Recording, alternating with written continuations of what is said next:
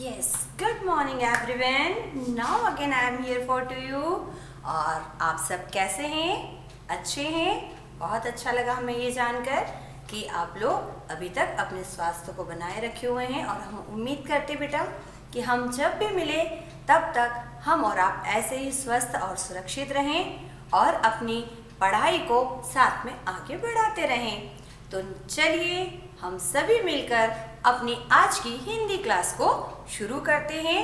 और हम लोग आज अपनी हिंदी कक्षा में क्या करने वाले हैं, कोई बच्चे हमें बताएंगे? याद कीजिए, हमने अपने पिछली वाली कक्षा अपने चैप्टर 8 पर, याद है कौन सा था हमारा पार्ट 8? हमने किसी के बारे में पढ़ा था, याद आया? नहीं याद आ रहा है? क्यों? आप स्कूल में रहकर स्कूल के बारे में पढ़कर भी भूल गए? ऐसे कैसे हो सकता है? हमने मदर का स्कूल पार्ट पढ़ा था, है ना? हमने मदर के स्कूल के बारे में पढ़ा था। जैसे आपका स्कूल है वैसे ही मदर का भी स्कूल था, है ना? और वो स्कूल अजीब या विचित्र क्यों था? स्कूल तो सारे स्कूल एक जैसे होते हैं, फिर ऐसा उसमें क्या था कि उसके ऊपर एक पूरा का पूरा चैप्टर हमने पढ़ा था। उसमें सबसे अलग बात क्या थी पता है? वो मदर का स्कूल था। मदर यानी कि मदर टेरेसा द्वारा शुरू किया गया और संचालित किया गया एक ऐसा विद्यालय जिसकी कोई शुरुआत किसी ने नहीं सोची थी। एक ऐसे स्थान पर जहाँ के लोग शिक्षा के बारे में सोच भी नहीं पाते थे। ऐसी जगह पर मदर टेरेसा ने अपनी मेहनत, अपने प्रेम, अपनी लगन से एक विद्यालय आरंभ किया। एक ऐसा विद्यालय जो कि चार दीवारी के अंदर नहीं बल्कि एक पेड़ की छांव के नीचे शुरू हुआ था। एक ऐसे स्कूल जिसमें पढ़ाने के लिए न तो बोर्ड था, न चौक थी, न कॉपी थी, न पुस्तकें थी, कुछ भी नहीं था। जहां बैठने के लिए बच्चों के लिए न तो टेबल थी, न कुर्सी थी, न उनके पास पुस्तकें थी, कुछ भी नहीं था। न टीचर के पास कोई साधन था, न बच्चों के पास कोई साधन था। फिर भी वो स्कूल शुरू हुआ और धीरे धीरे वह स्कूल एक सामान्य स्कूल की तरह बनता चला गया। पहले उसमें बच्चे भी नहीं थे। एक ऐसी व्यक्तित्व की धनी महिला जो ये जानती थी कि हमें अगर कोई काम सोच लें तो उसको कैसे करना है। जब उन्होंने स्कूल को शुरू करने का सोचा तब वो नहीं जानती थी कि वो कैसे चलेगा, क्योंकि कोई बच्चे भी नहीं थे, कोई लोग भी नहीं थे जो अपने बच्चों को वहाँ भेजने को तैयार हो। तो पता है किसी भी काम को शुरू करने से पहले सबसे बड़ी तकलीफ जो होती है वो होती है कि उसके प्रति लोगों को जागरूक करना, लोगों को उसके बारे में बताना कि हम ये काम शुरू कर रहे हैं, इस काम से ये फायदा है, आप हमसे जुड़िए या आप हमारे साथ ये काम कीजिए। मदर टेरेसा ने बहुत दिनों तक पहले तो लोगों के बीच में जाकर उनको समझाया कि शिक्षा का महत्व क्या है। फिर जैसे तैसे वो गरीब बच्चे आना शुरू हुए, उनकी हालत बिल्कुल अच्छी नहीं होती थी। उनके साथ में पहले एडजस्ट करना, उनको सफाई सिखाना, फिर बिना साधन के उनको पढ़ाई के प्रति जागरूक करना, पढ़ाई के लिए उनके मन में उत्साह जगाना।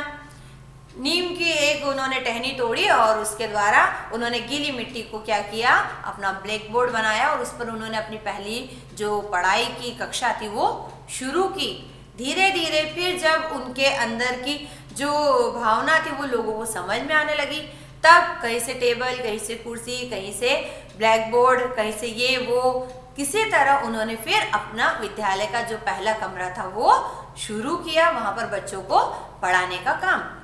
तो इस तरह मदर ने अपना विद्यालय शुरू किया था और इसलिए वह हमारे स्कूल से थोड़ा अलग था, है ना? फिर हमने ये पढ़ा कि कैसे बच्चों के साथ साथ आगे कुछ बड़े लोग भी उनके विद्यालय में आने लगे, कुछ लोग उनकी मदद के लिए आगे आए और उनके ऐसे ही गुणों के कारण जब वे इस दुनिया से चली गई तो उन्हें संत की उपाधि दी गई और उन्हें सबसे उच्च पुरस्कार नोबेल पुरस्कार से भी सम्मानित किया गया, है ना? तो हमने अपने पार्ट 8 मदर का स्कूल में मदर टेरेसा के व्यक्तित्व के बारे में बहुत कुछ पढ़ा था। ठीक है, आज हम लोग उसी पाठ के आधार पर उसके अभ्यास प्रश्न को आरंभ कर रहे हैं। ठीक है, हमारे अभ्यास प्रश्न जो होते हैं पुस्तक के, वे हमेशा कहाँ से शुरू होते हैं? सही विकल्प से। तो सभी बच्चे अपनी पुस्तक और पेंसिल तैयार कर लीजिए और हमारे साथ अपने पुस्तक में अभ्यास लेखन का कार्य आरंभ करेंगे। सबसे पहले सभी बच्चे पेज नंबर 57 और 58 ओपन करेंगे। ओके, ये वाला काम हम सिर्फ किस में करेंगे? Right in book. ठीक है बेटा, चलिए एक्सरसाइज नंबर 2। एक्सरसाइज नंबर 2 जो हमें दी गई है वो है सही विकल्प। सही विकल्प में एक वाक्य है और उसके सामने कुछ विकल्प दिए हैं। मदर टेरेसा लोरेटो कॉन्वेंट में इनसे मिली थी। किनसे मिली थी? फादर हेनरी से, एक दंपत्ति से या एक सेठ से। तो हमें पता है कि जब वे कॉन्वेंट में गई थी तो सबसे पहले किनसे मिली थी? फादर हेनरी से। तो अ वाला विकल्प सही कर लीजिए। ठीक है, फिर ख, मदर के पास सबसे पहले इतने बच्चे आए थे। जब मदर ने स्कूल शुरू किया तो उनके पास कितने बच्चे आए थे? 3, 4 या 5? सा नंबर का विकल्प 5 बच्चे आए थे। ठीक है, मदर ने सबसे पहले बच्चों को सिखाया। क्या सिखाया था? बोलना सिखाया? नहीं, बच्चों को तो बोलना आता था। फिर नमस्ते करना या गिनती? तो उन्होंने सबसे पहले उनको क्या करना सिखाया बेटा? नमस्ते करना, कि जब भी हम किसी से मिले तो हमें उन्हें नमस्कार करना चाहिए, है ना। फिर घ वाला देखिए बेटा, इस पेड़ से मोटी टहनी तुड़वाई गई थी। मदर टेरेसा ने अपना विद्यालय किस पेड़ के नीचे लगाया था? नीम, शीशम या शहतूत? सबको अच्छे से याद है, नीम के पेड़ के नीचे। तो टहनी भी तो उन्होंने नीम की ही तुड़वाई होगी, है ना। उसके पश्चात है बेटा मौखिक प्रश्न। मौखिक प्रश्न अर्थात ऐसे प्रश्न जिनका उत्तर हमें सिर्फ बोल कर देना है। मदर टेरेसा ने नर्स का प्रशिक्षण कहाँ से प्राप्त किया था? जैसे हम पाठ आरंभ करते हैं, हमारे पहले वाले पैराग्राफ में हमें क्लियर लिखा है, पटना के होली फैमिली अस्पताल से नर्स के रूप में उन्होंने प्रशिक्षण प्राप्त किया था। ठीक है, दूसरा प्रश्न, मोती झील में मदर का स्वागत सर्वप्रथम किसने किया? किसने किया था? एक गरीब दंपत्ति ने, है ना। मदर टेरेसा का स्कूल किस पेड़ की छांव में लगता था? नीम के पेड़ की छांव में, हमने अभी पढ़ा है। पार्क सर्कस के पादरी ने कितने रुपए की सहायता की थी उन्हें? 100 रुपए या 200 रुपए? 100 रुपए, है ना। चलिए, इसके पश्चात है सही कथन पर सही और गलत कथन पर गलत का निशान लगाइए। तो हम क्या करेंगे? Exercise number 4। ठीक है, सही या गलत। गरीबों की बहनें नामक संस्था ने मदर को आश्रय दिया। यह वाक्य सही है या गलत? तो यह वाक्य सही है बेटा। एक धनी दंपत्ति ने मोती झील में मदर का स्वागत किया। धनी दंपत्ति ने किया था क्या? गलत। अगर मोती झील के सभी लोग पैसे वाले होते तो फिर वहां मदर को तो जाने की जरूरत ही नहीं थी, है ना। ग वाला वाक्य देखिए बेटा, मदर टेरेसा के स्कूल में मेज, कुर्सियां तथा ब्लैक बोर्ड नहीं थे। सही बात है, तो यह वाक्य कैसा हो गया? सही। घ, सबसे पहले 5 बच्चों के लिए कुर्सियां मंगवाई गई। जब वो बच्चे सबसे पहली बार स्कूल में आए थे तो उनके लिए कुर्सियां बुलवाई थी क्या? नहीं, क्योंकि कुर्सियां तो थी ही नहीं। अंग वाला वाक्य, कई बार बड़े बच्चों के बीच बड़े भी बैठ जाते थे। सही वाक्य है ये, तो सही का निशान लगा दीजिए। फिर प्रश्नोत्तर है जो हम अपनी कॉपी में करेंगे। उसके बाद में है हमारे बेटा भाषा की समझ। भाषा की समझ। भाषा की समझ में पहला एक्सरसाइज जो है हमारा वह है रंगीन शब्दों के भेद लिखना है बेटा। जैसे उन्होंने पटना के एक अस्पताल से प्रशिक्षण प्राप्त किया। हमें जो वाक्य दिया गया है ना, शब्द भेद लिखना है हमें, शब्द भेद। चलिए, क वाले में उन्होंने हमें रंगीन शब्द दिया है पटना। पटना क्या है हमारा? एक शहर का नाम है, तो यह कैसा हो गया? व्यक्तिवाचक हो गया। ठीक है। फिर ख वाला वाक्य, उन्होंने जमीन पर जल का छिड़काव किया। जल शब्द कैसा है हमारा? द्रव्यवाचक है। फिर ग, 5 बच्चे मदर के पास आकर खड़े हो गए। बच्चे हैं तो जातिवाचक है।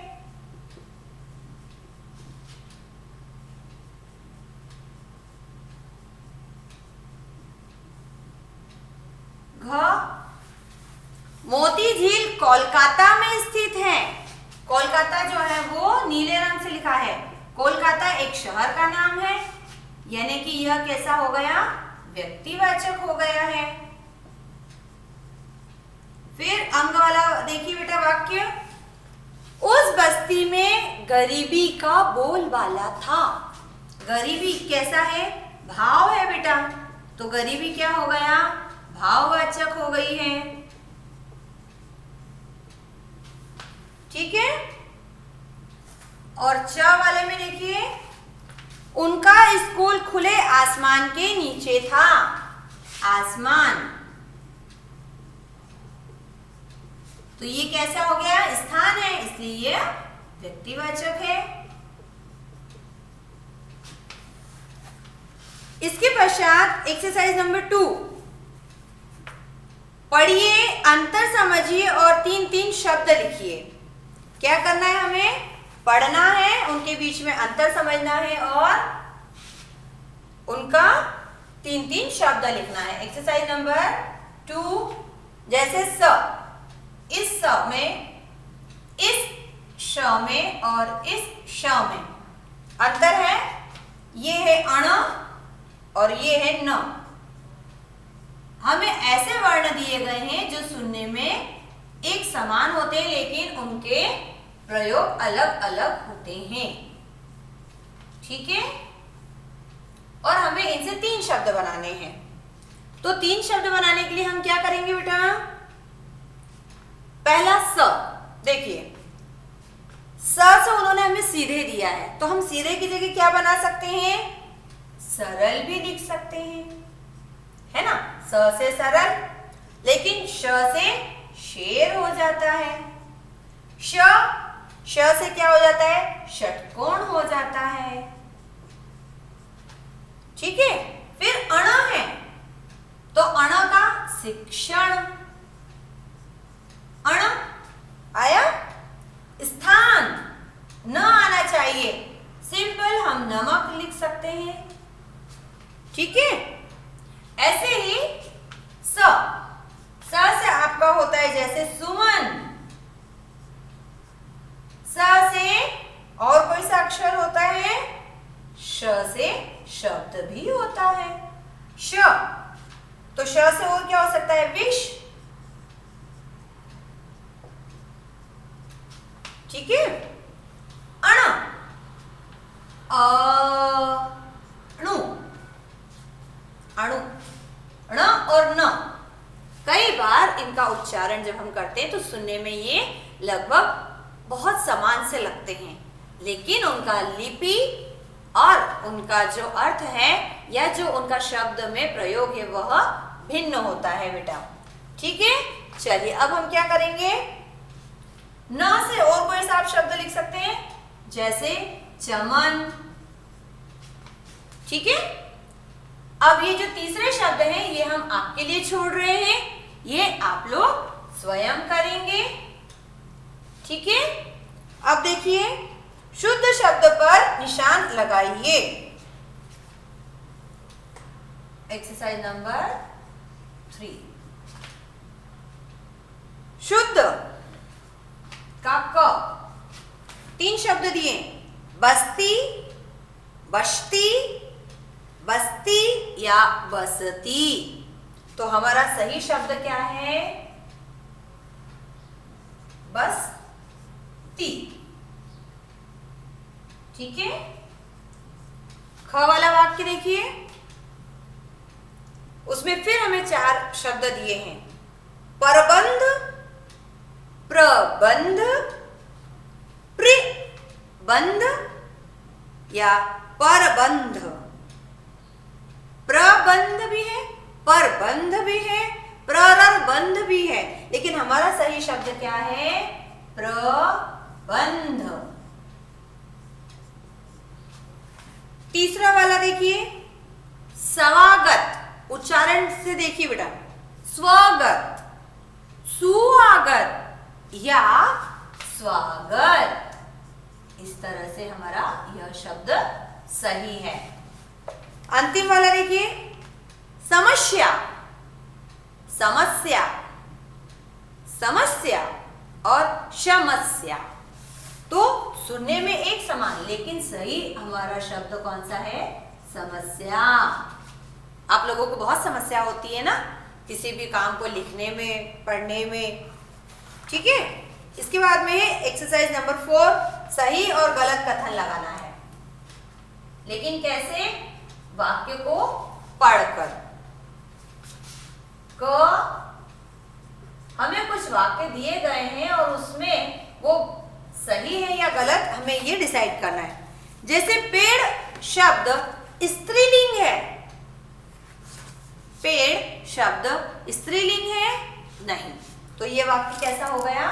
गलत। उसके बाद में पुरुष का स्त्रीलिंग रूप महिला है, सही बात है बेटा। बस्ती स्त्रीलिंग शब्द है, सही बात है। कुर्सी, आपकी जो चेयर होती है, वो पुल्लिंग शब्द है क्या? सुनते से ही पता चलता है कि कुर्सी क्या है? हमारी स्त्रीलिंग है, तो ये वाक्य कैसा हो गया? गलत हो गया है। फिर अंतिम वाक्य, पाठ स्त्रीलिंग शब्द है, गलत। तो इस तरह से यह वाक्य जो होते हैं हमारे व्याकरण के आधार पर हमें पूछे गए थे और हमने उनको व्याकरण के नियमों के अंतर्गत ही सही या गलत का चिन्ह लगाया है। इसके पश्चात बेटा हमें सही वचन पर निशान लगाना है, यानी कि शब्द का उन्होंने वचन बदला हुआ है, लेकिन वास्तव में सही वचन कौन सा होता है ये उन्होंने हमसे पूछा है। ठीक है। तो इसके लिए हम क्या करेंगे? अब एक्सरसाइज नंबर 5 सभी को दिखाई दे रहा है?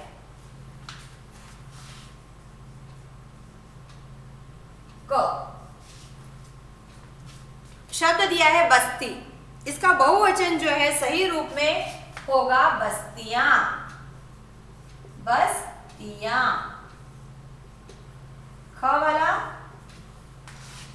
बच्चा, तो इसका बहुवचन हो जाता है बच्चे।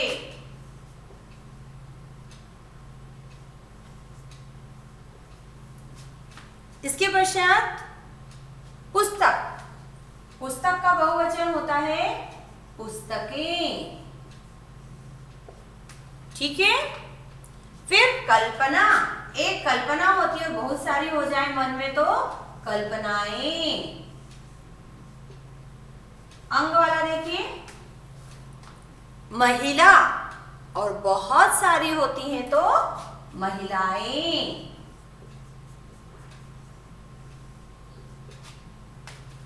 तो यहाँ पर हमारा जो अभ्यास लेखन का कार्य है वह समाप्त हो रहा है। इसके पश्चात हम अपने कॉपी में अर्थात के नोटबुक में जो राइटिंग का वर्क है वह स्टार्ट करेंगे। तो आप एक बार यह सारा कार्य अपनी पुस्तक में मिला लीजिए। तब तक हम यहाँ पर आपके नोटबुक का राइटिंग वर्क आरंभ करते हैं।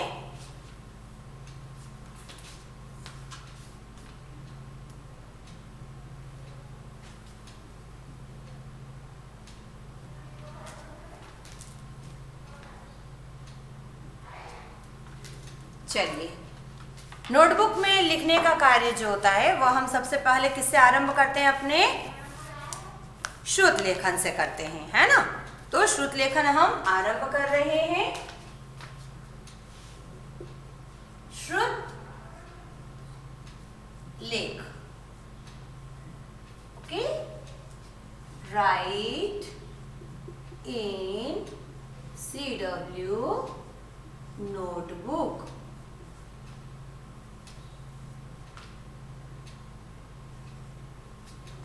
श्रुत लेख में पहला शब्द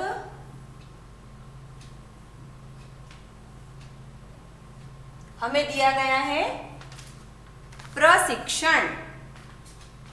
प्रशिक्षण। फिर दूसरा शब्द दिया है प्रारंभ। तीसरा शब्द हमें दिया है सर्वप्रथम।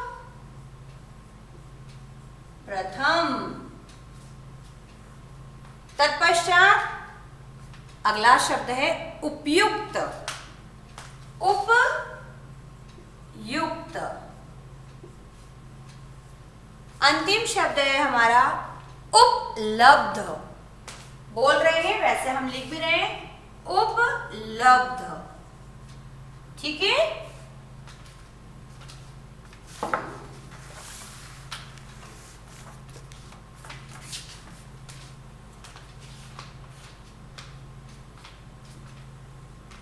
फिर है प्रत्येक।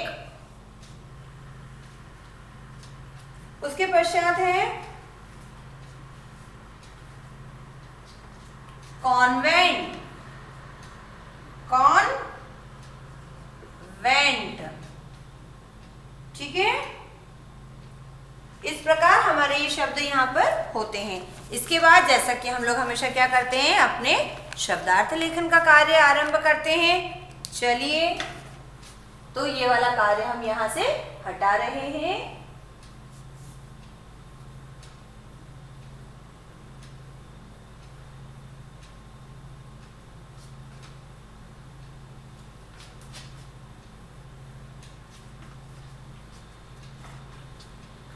शब्दार्थ लेखन के लिए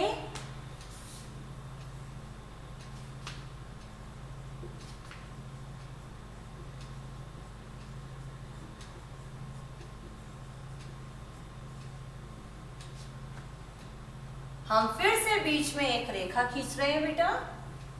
इस तरह से एक तरफ हम शब्द और एक तरफ अर्थ लिखेंगे। ठीक है? पहला शब्द है हमारा पुस्तक के अनुसार आश्रय। आश्रय। आश्रय का मतलब होता है बेटा सहारा। थोड़ा सा तिरछा हो गया है।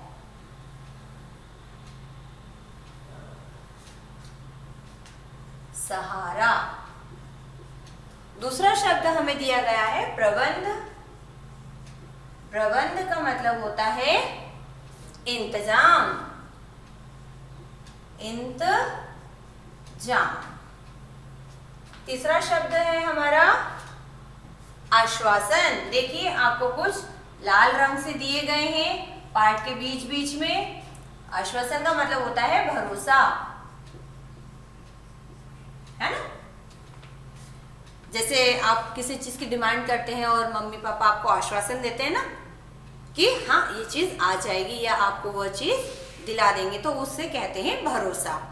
फिर अगला है सर्वप्रथम। सर्वप्रथम, इसका अर्थ होता है सबसे पहले। सबसे पहले। ठीक है? अगला शब्द हमें दिया गया है अभिभावक। अभिभावक यानी माता पिता। इसके पश्चात आपका है अगला शब्द अद्भुत। अद्भुत। अद्भुत यानी अनोखा। अनोखा। ठीक है। फिर है मरणोपरांत। मरणोपरांत यानी मरने के बाद। ठीक है। अगला शब्द हमें दिया गया है प्रशिक्षण। प्रशिक्षण यानी विशेष हुनर।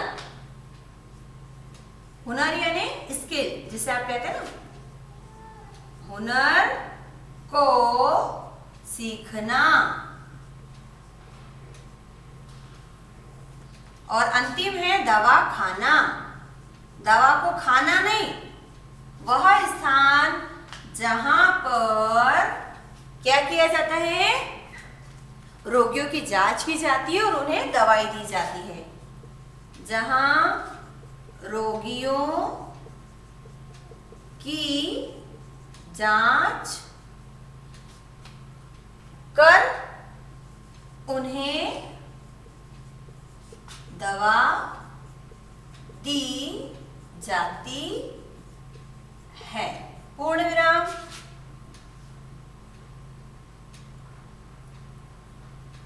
ठीक है। चलिए जल्दी से इस लेखन कार्य को अपनी नोटबुक में कर लीजिए बेटा।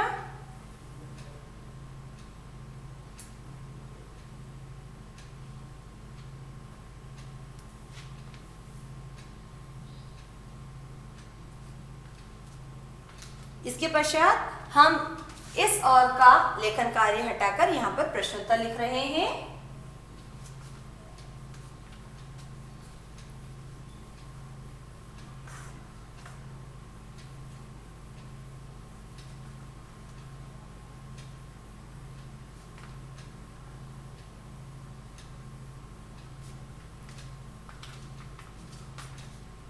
चलिए हेडिंग डाल दीजिए।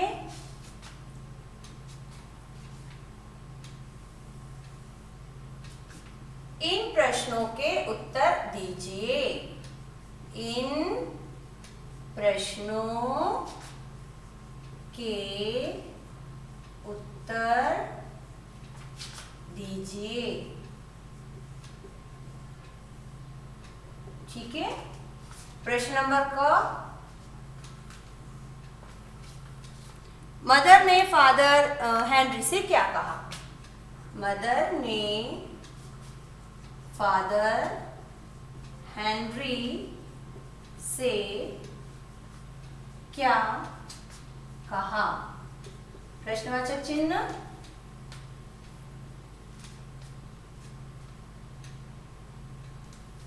कहा। उत्तर बहुत सरल है। मदर ने फादर हेनरी से क्या कहा था? जब वे सबसे पहले उनसे मिली थी तो उन्होंने क्या कहा था? देखिए, मदर ने फादर हेनरी से कहा कि वे मोती झील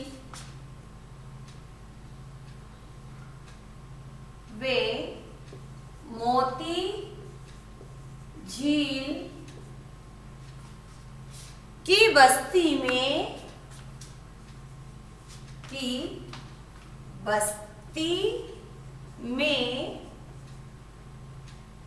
क्या करना चाहती थी बेटा? अपना काम शुरू करना चाहती हैं। अपना काम शुरू करना चाहती हैं। पूर्ण विराम। ठीक है। प्रश्न नंबर ख,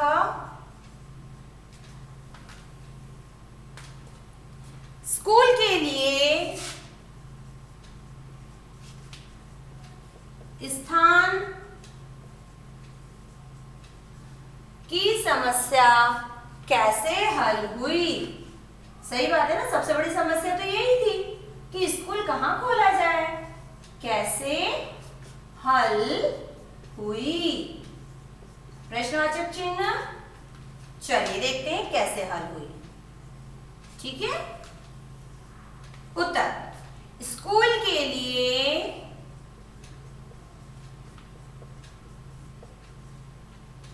स्थान की समस्या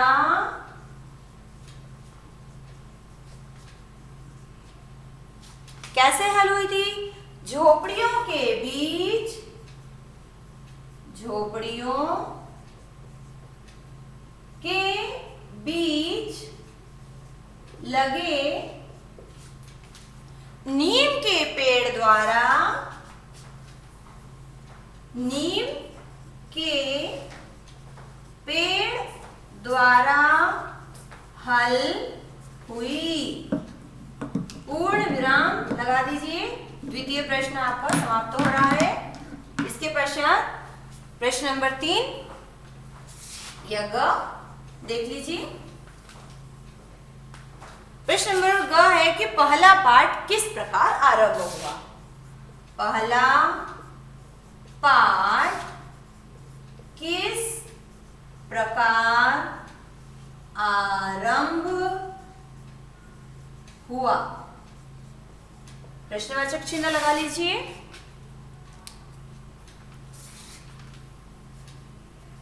चूंकि अब हम बड़ी कक्षा में आ गए हैं, हमें लिखते हुए काफी समय हो गया है, तो अब हमें अपने लिखने की गति बढ़ानी होगी बेटा, है ना? उत्तर कैसे हुआ था? कोई बता सकते हैं कि उन्होंने अपना फर्स्ट वाला जो लेसन है वो कैसे स्टार्ट किया था? चलिए, नीम की टहनी, नीम की मोटी टहनी, टहनी मतलब शाखा, है ना? टहनी की सहायता से, की सहायता से कहां पर उन्होंने राइटिंग को स्टार्ट किया था? गीली मिट्टी पर, गीली मिट्टी पर लकीरें खींचकर, लकीरें मतलब लाइन, है ना?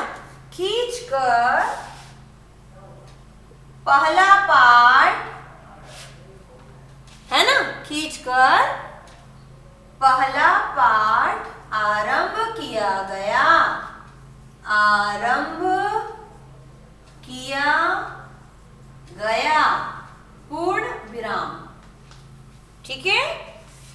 इसके पश्चात अगला प्रश्न हमारा देखिए, हमें लिखना है तो हमें अपना पूर्व लेखन का कार्य यहां से हटाना होगा, जिसे हम यहां से हटा रहे हैं बेटा।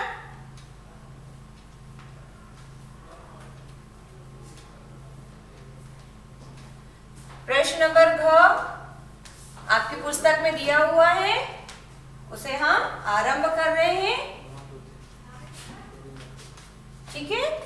तो प्रश्न नंबर घ लिखिए हमारे साथ। झोपड़ी वासियों को, घ, झोपड़ी वासियों को ऐसा क्यों लगने लगा, क्यों लगने लगा कि कोई अच्छी बात, कोई अच्छी बात हो रही है, अच्छी बात हो रही है। प्रश्नवाचक चिन्ह लगा दीजिए। उत्तर, प्रश्न थोड़ा सा विचित्र है, लेकिन चूंकि मोती झील के झोपड़ियों में रहने वाले गरीब लोगों के लिए ये बहुत नई और अजीब सी बात थी, है ना? चलिए हम उत्तर लिखते हैं।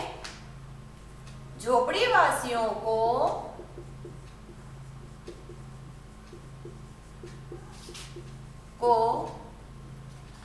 ऐसा लगने लगा क्योंकि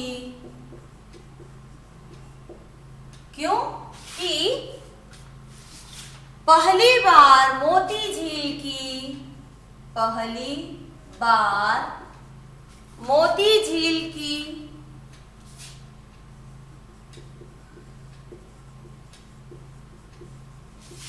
झोपड़ियों के बीच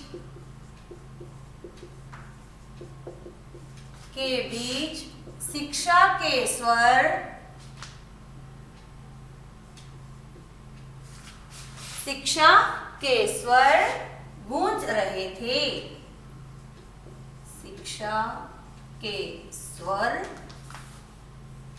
गूंज रहे थे। पूर्ण विराम। अंग वाला प्रश्न हमें दिया गया है। बच्चों की भाषा सुधारने का काम मदर ने किस प्रकार किया? है ना, वो लोग बहुत गंदी भाषा यूज करते थे, गालियां देते थे। बच्चों की भाषा सुधारने का काम मदर ने किस प्रकार किया? उत्तर लिखेंगे हम। आप में से कोई बता सकते हैं मदर ने उनके साथ क्या व्यवहार करके उनकी भाषा सुधारी थी? याद कीजिए, जैसे हम आपको कहते हैं ना कि अगर आप ऐसा काम नहीं करेंगे या ये गंदी आदत नहीं छोड़ेंगे तो हम आपको क्लास में नहीं बिठाएंगे, है ना। तो मदर ने भी वही तरीका अपनाया था, है ना। बच्चों की भाषा सुधारने, बच्चों की भाषा सुधारने के लिए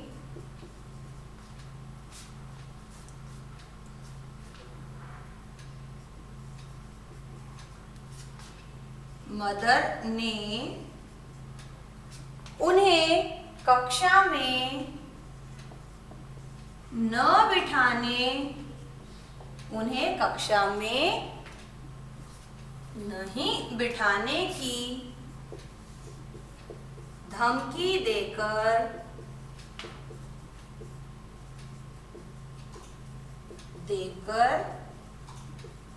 किया। वैसे उन्होंने कभी भी अपने इस कार्य को परिणित नहीं किया था, लेकिन चूंकि बच्चे हैं उनको थोड़ा समझाने के लिए कभी कभी ऐसा करना पड़ता है। पूर्ण विराम लगा दीजिए बेटा, जहां पर आपका उत्तर खत्म होता है। अंतिम प्रश्न 6 नंबर का हमारा देख लीजिए। बहुत सरल। मदर टेरेसा को किस उपाधि से सम्मानित किया गया? मदर टेरेसा को किस उपाधि से सम्मानित किया गया? प्रश्नवाचक चिन्ह। उत्तर सभी को पता है अच्छे से कि मदर टेरेसा को किस नाम से पुकारा जाता है। मदर टेरेसा को संत की उपाधि